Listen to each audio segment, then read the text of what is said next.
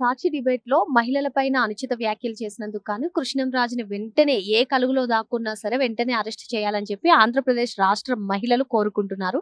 ఇదిలా ఉంటే వైసీపీ మహిళలందరూ కూడా కొమ్మినేని శ్రీనివాస్ అరెస్ట్ ఇది ఖండించాలి. అసలు అక్రమ అరెస్ట్ ఇది. రెడ్ బుక్ రాజ్యాంగం నడుస్తుంది. ఇలా ఉంది. అసలు ఈ వ్యత్యాసాన్ని ఏ విధంగా చూడాలి? ఒక మహిళలేమో ఈ అరెస్ట్‌ను స్వాగతిస్తున్నారు. వైసీపీ మహిళలేమో ఈ అరెస్ట్ ఖండిస్తున్నారు. మీరే విధంగా చెప్తారు? ఒకటి ఇక్కడ వైసీపీ మహిళలని నేను అన్నండి. ఈరోజు ఎందుకంటే మనం ఇది ఒకటి చూస్తే ఇది పార్టీలకు అతీతంగా మనం వ్యతిరేకించాలి. ఇది ఎవరు జరిగేసినా తప్పే. గతంలో చేబ్రోలు కిరణ్ అనే ఒక వ్యక్తి మాట్లాడితే అతనిపై చట్ట ప్రకారంగా చర్యలు తీసుకోవడం జరిగింది. ఈరోజు మన ఎవరైతే కేఎస్ఆర్ ఉన్నాడో అతనిపైన చర్యలు తీసుకుంటూ ఉంటే ఈరోజు వైసీపీ వాళ్ళు వచ్చి సమర్థించుకుంటున్నారు. అది వాళ్ళ మనస్సాక్షిని ఒకసారి ప్రశ్నించుకోమంటున్నాం. ఎందుకంటే గతంలో భారతిరెడ్డి గారి గురించి ఎక్కడో ఒక సంబంధం లేని వ్యక్తి ఒక తెలుగుదేశం పార్టీ కార్యకర్త జస్ట్ అతనంతే. అతను ఎక్కడో ఏదో తన వ్యక్తిగతంగా అదేదో ఒక నిర్ణయం తప్పుగా మాట్లాడాడు. అందుకని కూటమి ప్రభుత్వంలో ఉండే పెద్దలు చర్యలు 24 గంటలు అతను అరెస్ట్ చేయించారు. నేడు సాక్షాత్తు జగన్మోహన్ రెడ్డి గారి చేతుల మీదుగా పెట్టిన ఛానల్, జగన్మోహన్ రెడ్డి గారి భార్య నడిపించే ఛానల్లో వాళ్ళు ప్రముఖంగా చెప్పుకునే ఒక జర్నలిస్టు మోడరేటర్ గా ఉన్నప్పుడు గతంలో ఆయన ప్రభుత్వ పదవి కూడా అనుభవించాడు. అలాంటి వ్యక్తి ఉండే ఛానల్లో కావాలనే సంథింగ్ ఇది అమరావతి దాని ప్రాంతం గురించి మాట్లాడే డిస్కషన్కి వచ్చినప్పుడు ఇది వేశ్యల రాజధాని అని చెప్పి ఒక మాట అన్నారు. అది తప్పు. ఇక్కడ అన్నది అతను ఎవరో ఒక మహిళనో ఇద్దరు మహిళలను ఉద్దేశించో కాదు, ఒక ప్రాంతం యొక్క మహిళల్ని, అది తెలుగు జాతికి సంబంధించిన ఒక మహిళల గురించి ఈ విధంగా అది తప్పు. ఎవరైనా కానీ అది మాట్లాడిన తర్వాత అక్కడ ఖండించాల్సిన కేఎస్ఆర్ గారు సీనియర్ జర్నలిస్ట్ అని చెప్పుకునే ఆయన ఎకిలి నవ్వులు నవ్వాడు. అది ఎంతవరకు కరెక్ట్ అండి? అది పద్ధతి కాదు. మళ్ళీ ఇంకొకటి మీరు గమనిస్తే ఈయన ఆ విధంగా మాట్లాడటమే కాకుండా రెండోది మళ్ళీ ఇతను కృష్ణంరాజుని క్షమాపణ కూడా చెప్పలేదు. అవును సార్, చేబ్రోలు కిరణ్ అరెస్ట్ అయినప్పుడు కానివ్వండి, ఆ పరిణామంలో ఆయన వెంటనే నన్ను క్షమించండి, క్షణిక ఆవేశంలో నేను ఇటువంటి వ్యాఖ్యలు చేశానని చెప్పి ఆయన క్షమాపణ కోరుకున్నారు. అయినా సరే వైసీపీ సోషల్ మీడియా ఆయన పెద్ద ఎత్తున ప్రచారం చేసింది తాను చేసినటువంటి వ్యాఖ్యలు. ఇప్పటికీ 4-5 రోజులు గడుస్తున్నప్పటికీ కానీ కొమ్మినేని శ్రీనివాసరావు అరెస్ట్ అయినా సరే బహిరంగంగా మహిళలకు క్షమాపణలు చెప్పలేదు. అంతేకాకుండా వాళ్ళు సమర్థించుకుంటున్నారు. దీన్ని ఏ విధంగా చూడాలంటారు? అది వాళ్ళ దిగజారుడు ధనానికి నిదర్శనంగా ఈ రోజు చెప్పే సజ్జల రామకృష్ణారెడ్డి గారు వచ్చి ఏమని అంటాడు, మహిళలను ఉద్దేశించి సంకర జాతి అని వాడతాడు. మళ్ళొచ్చి ఇతను వచ్చి కమ్మ కాబట్టి అరెస్ట్ చేశారు అని అంబటి రాంబాబు అంటాడు. రోజా విడదల రజనీ గారు అయితే ఇంకా వాళ్ళు ఒక మహిళలై ఉండి ఈ విధంగా ఒక మహిళల గురించి ఈ విధంగా తక్కువ చేసి మాట్లాడిన వ్యక్తిని అరెస్ట్ చేస్తే స్వాగతించాల్సిందే పోయి వీళ్ళు ఏమంటా ఉన్నారు, సమర్థించుకుంటున్నారు. అంటే వీళ్ళు ఏ స్థాయికి తగిన వాళ్ళు మీరు ఒక్కసారి రాష్ట్ర ప్రజలు కూడా ఆలోచించాలి. ఇంకొకటి ఏంటంటే వీళ్ళ పైన కఠిన చర్యలు తీసుకోవాలి. మనం ఏంటంటే ఇప్పుడు ఏదో నార్మల్ గా వీళ్ళని వదిలేస్తే వీళ్ళు ఇంకేదో అనుకుంటారు. వీళ్ళు ఏంటంటే ఇలాంటి వాళ్ళని వదిలేస్తే ఏంటంటే రేపు ఇంకా కీచుకోలుగా తయారవుతారు. ఇలాంటి వాళ్ళని కఠినంగా శిక్షిస్తేనే రేపు భవిష్యత్తులో ఎవరన్నా తప్పు చేయాలంటే భయపడతారు. వీళ్ళు ఎంతవరకు దిగజారంటే వీళ్ళని మొక్కై వంగంది మానై వంగతుందా అని అంటారు. ఒక సామెత ఉంది కదండి.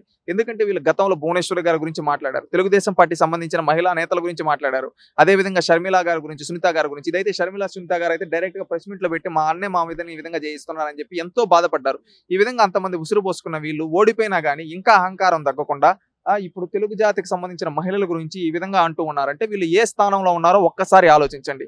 రాష్ట్ర ప్రజలు ఆలోచించండి. ఇలాంటి వాళ్ళని మనం రాజకీయ సమాధి చేయకపోతే ఇలాంటి వాళ్ళు రేపు కీచకులుగా తయారై రేపు మళ్ళీ వీళ్ళు అంటున్నారు 2.0 అని 3.4.0 అని ఈ విధంగా అంటే రేపు వీళ్ళు బహిరంగంగానే చెప్తున్నారు రేపు మేము వస్తే విధ్వంసని. ఇలాంటి వాళ్ళని కఠినంగా శిక్షించాలి.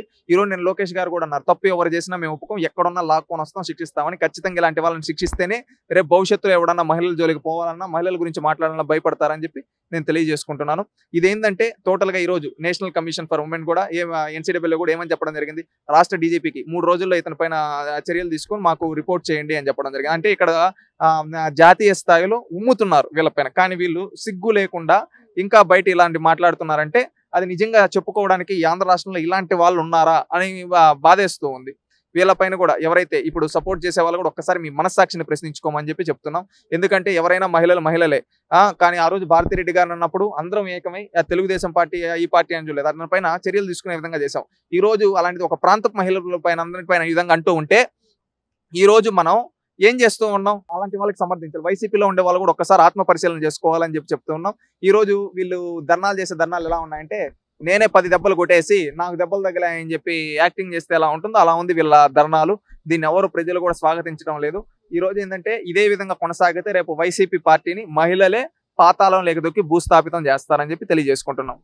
రాజధానిగా అమరావతి అంటే వైసీపీకి ఫస్ట్ నుంచి కూడా ఇష్టం లేదు. సో ఇప్పుడు ఒక మీడియా సంస్థను అడ్డు పెట్టుకుని ఒక ప్రాంతం పైన ఇటువంటి మాటలు అనిపిస్తుంది అని చెప్పి ప్రజలు అనుకుంటున్నారు. మీరేమంటారు? అసలు ఒక ప్రాంత అభివృద్ధికి వాళ్ళు మోకాలు అడ్డేయడాన్ని ఏ విధంగా చూడాలి అంటారు? వీళ్ళు ఒక ప్రాంతంగానికి కాదండి, తెలుగు జాతి అభివృద్ధికి అడ్డుపడుతున్నారు అంటున్నాం. ఈ రోజు అక్కడంటే ఇప్పుడు రాష్ట్ర రాజధాని అంటే రాష్ట్ర నలుమూలల నుంచి వస్తారు మహిళలు.